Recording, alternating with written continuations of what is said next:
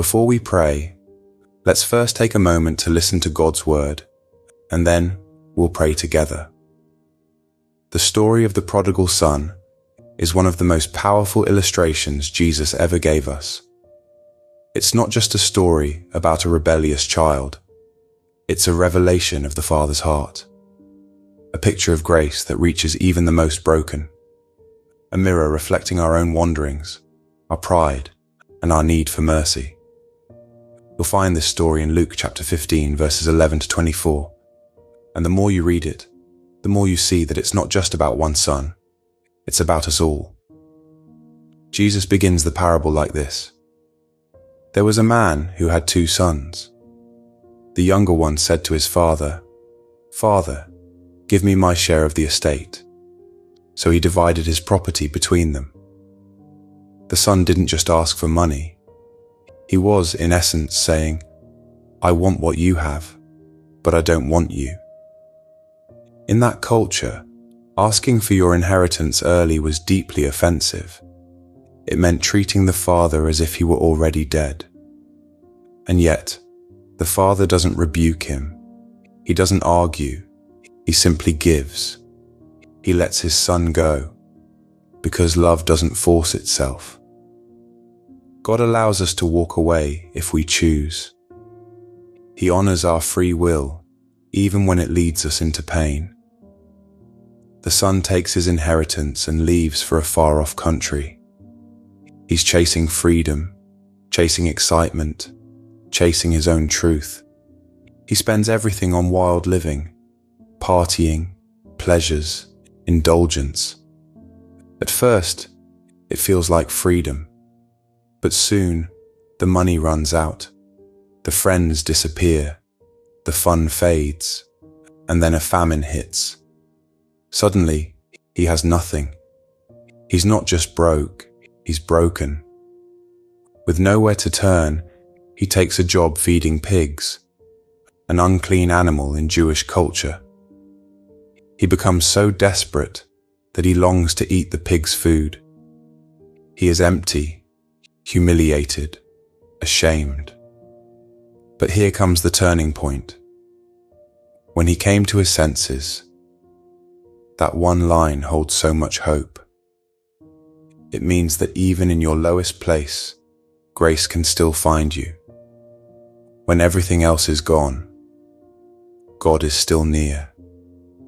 When you've hit the end of yourself, that's when you begin to see clearly. The son remembers his father, not the riches, but the goodness. He says, "How many of my father's servants have food to spare? And here I am starving." So he decides to return with humility. He prepares his speech. "Father, I've sinned against heaven and against you. I am no longer worthy to be called your son." And then he begins the long walk home. Imagine him rehearsing every word, heart pounding with fear. Will his father even look at him? Will he be turned away? But here's the beauty. While he was still a long way off, his father saw him. That means the father had been watching, waiting, hoping. He wasn't sitting in bitterness, and when he saw his son, he didn't hesitate. He ran. He throws his arms around his dirty, broken son and kisses him. The son tries to confess. He tries to say, "I'm not worthy." But the father interrupts with grace. "Quick! Bring the best robe, put a ring on his finger, sandals on his feet. Kill the fattened calf. Let's celebrate." Why? Because his son had come home. That's the gospel. That's what Jesus is telling us. The Father is not waiting to punish you. He's waiting to embrace you. He's not keeping score. He's looking for sons and daughters to return. And here's the truth we often miss. In one way or another, we are all prodigals. We've all turned from God in some area of our lives. Maybe not physically, but emotionally, spiritually. We've all believed the lie that we could do life better on our own. We've all tried to chase fulfillment in places where God never sent us. The prodigal son walked away because of pride.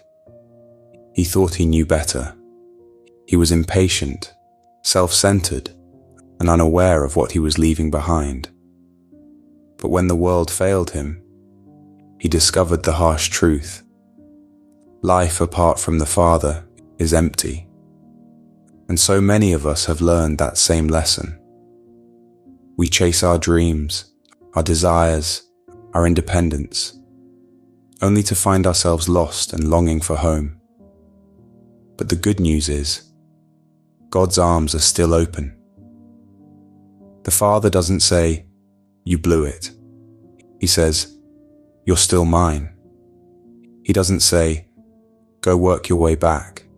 He says, "Here's your robe, your ring, your place at the table." Because restoration in God's house isn't earned, it's received. It's given by grace. So if you find yourself in a far country, emotionally distant, spiritually dry, weighed down by guilt, come home. Don't wait until you have the perfect prayer. Don't wait until you've cleaned yourself up. Come home as you are. While you're still a long way off, your Father is already running to meet you. He sees you. He loves you. And He's ready to celebrate. That's what this story is all about. Forgiveness that runs, mercy that embraces, and love that never gives up. So if you're like the prodigal son, if you've walked away from Jesus, even just a few steps, I want to encourage you with all my heart. Come back. He's not angry. He's not distant. He's not done with you. He's waiting. And when you return, all of heaven will rejoice. Now let's take a moment to pray together. Dear Lord, your word in 2 Chronicles 7 verse 14 speaks straight to my heart. It says, "If my people, who are called by my name, will humble themselves and pray and seek my face and turn from their wicked ways, then I will hear from heaven and will forgive their sin and heal their land." Lord, that's what I long for. That's what my soul aches for. Healing, not just for my life, but for my heart, for my relationships, for my thoughts, and for the land I walk in. So today, I humble myself before you. I strip away every excuse. I let go of my pride. And I bow my heart low to say, "Have mercy on me, O God. If I have wandered away from your commandments, if I have drifted from your word in pursuit of my own desires, if I have let impatience or rebellion sit in the driver's seat of my life, then Lord, please forgive me. Please turn my life around. I don't want to walk down the path that leads away from you. I don't want to build my life on the shaky ground of my own understanding. I want to be restored. I want to be made right in your eyes. Holy Spirit, I invite you to search my heart. If there is anything in me that grieves you, reveal it. Convict me, not to condemn me, but to lead me to repentance and renewal. Let your truth break through the confusion. Teach me to turn away from the world's empty promises and fix my eyes only on you. Let me not be conformed to the patterns of this world, but be transformed by the renewing of my mind, so that I may know and live out your perfect will. Lord, I'm so thankful that the Bible reminds me of who you are. Your word says in Psalm 86 verse 5, "You, Lord, are forgiving and good, abounding in love to all who call to you." Lord, I'm calling you because I know that mercy flows from your throne. I'm calling because I believe there is still grace for me. Your word in Lamentations 3, verses 22 and 23, brings such comfort to my soul. The steadfast love of the Lord never ceases. His mercies never come to an end. They are new every morning. Great is your faithfulness. How beautiful, Lord, that no matter how many yesterdays I've failed you, you give me a brand new mercy today. You don't carry yesterday's anger into today's sunrise. You don't give up on me when I fall. Instead, you reach down with kindness. You lift me up with grace. Thank you for not treating me as my sins deserve. Thank you for being faithful, even when I have been faithless. And now I pray, create in me a clean heart, O God. Renew a right spirit within me. Give me a heart that longs to obey you, a heart that doesn't wrestle with your will, but rejoices in it. Let me be the kind of child who doesn't just hear your voice, but follows it. Let me not lean on my own understanding. Let me not make choices that are rooted in selfish ambition or human logic. Instead, teach me to seek wisdom from your word. May I never be swayed by the opinions of this world, but remain anchored in the unshakable truth of Scripture. Lord, remove from me any stubbornness of spirit. If there is pride in me that refuses correction, tear it down. If there is arrogance that hides behind excuses, expose it. I don't want to be hardened to your voice.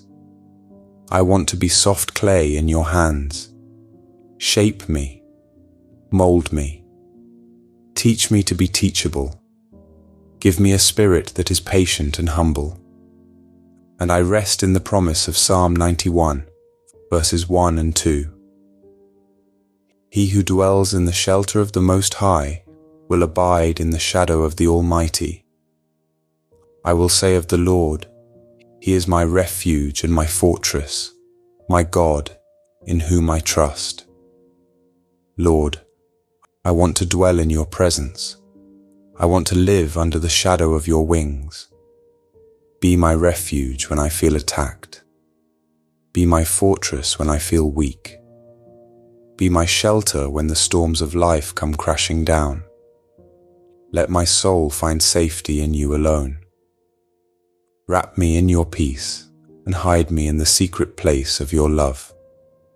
Thank you, Jesus, for being the God who always welcomes me home, even when I've made a mess, even when I've gone my own way, even when I've failed more times than I can count. You never turn your face away. You are the God who runs to me, who covers me with grace, who celebrates my return, and who restores what was broken. Thank you for not giving up on me. Thank you for every second chance. But Lord, let me never take your mercy for granted. Remind me daily that it cost you everything. Remind me that the cross was a sacrifice made for me. So let me live in a way that honors that love. Let me love you with my life. Let me offer my body as a living sacrifice, holy and pleasing to you. There is no greater love than yours. No pleasure in this world compares. No relationship, no success, no comfort is greater than being in right relationship with you. So keep my eyes fixed on you.